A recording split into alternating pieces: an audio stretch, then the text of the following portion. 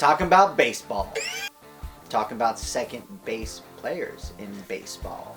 Namco over here, Dustin over there. I don't know, I'm trying something new. They've watched all the other ranking shows because, again, nobody starts... that's what you get. Nobody starts with second base. That's what you get for mocking me. So you go ahead and lead us off. If you want to do daily leagues, FST 2015 for FanDuel, use our promo code.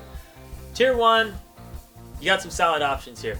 We love Jose Altuve. Love him. The little guy, you're not going to get a ton of home runs, but you're going to get everything else. And then there's definitely a debate between Cano or Rendon on who's the better value. Cano's a little safer, I think. Rendon's still just a little scary as far as how early you have to draft him if you want him on your team. So can't really go wrong, but I still got Cano just a little bit higher. All right, tier 2, going to highlight 2, and that first one's Dee Gordon. 64 bags, not bad, but he almost batted 300 as well. So love Dee Gordon for the speed factor, but I really like Brian Dozier here. He batted just slightly under 250, but 20 bombs, 20 bags, gonna get you RBIs, gonna get you runs. He's just besides not hitting 300, he's just a solid kind of all-around type of player. Tier 3, some solid upside still. Jason Kipnis, huge disappointment last year. I mean, this guy was drafted extremely high.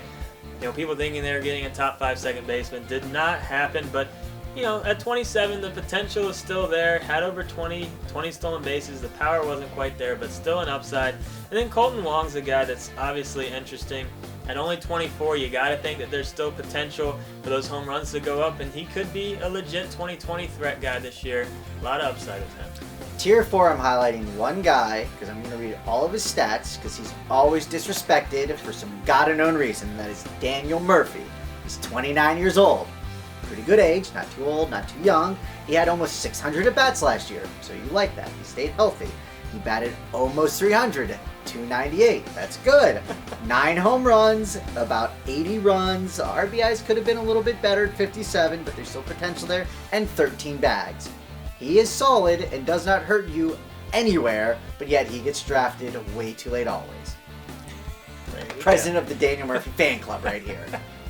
Tier 5, I want to talk about a 21-year-old and a 22-year-old. First is Odor for Texas.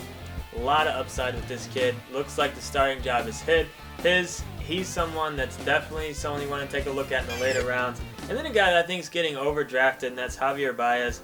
His ADP is around 130, which, here's the thing, he'll get some power. He'll hit some home runs. He was amazing at home runs in the minors, and I think he'll bring that in the bigs, but his average was bad in the minors, so you gotta probably ain't gonna get any better. It's gonna be bad in the majors, so I'm not expecting much in the batting average department, so cheap power, but he's probably getting overdrafted. I wouldn't touch him. Tier 6, and this is more of a shout out to those people that have been playing fantasy for 4, 5, 6 years. I'm gonna talk about Aaron Hill. He's not good. It's just not good anymore. He had that 1 or 2 years where he was really good. Everybody panics and takes Aaron Hill, and then he always ends up on waivers about 4 or 5 weeks into the season. Deeper leagues, I understand why you're grabbing him. Shallow leagues, it's just a name at this point. Namco right here, Dustin right here. This is second base. Check out all the other tiers and rankings. Get into the website. If you got any questions, go to our forums. I think that was foul. Yeah, a little bit. Yeah. Or it's just right on the line and they just tapped me out. Straight to the ball, girl. Didn't even give a souvenir. Wow.